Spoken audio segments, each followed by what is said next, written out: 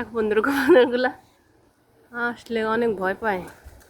ওই যে আবার চলে গেছে অনেক কবুতর।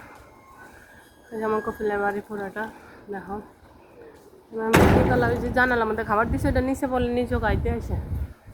ওই যে দেখো ওই সবগুলো ভয় ওইদিকে উঠে পড়ছে। ওই যে বুঝছো, ভালো লাগে। নিমের গাছটা অনেকটা ডালাটা কাটিয়ে দিছি, তারপর উপর দিকে উঠতেছে।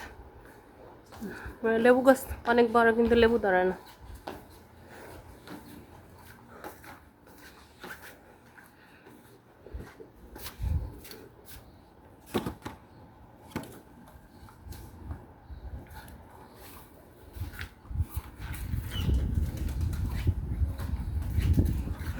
কবুতর গেল অনেক দিছি তোস্ত, ওগুলো খায় অনেক কবুতর।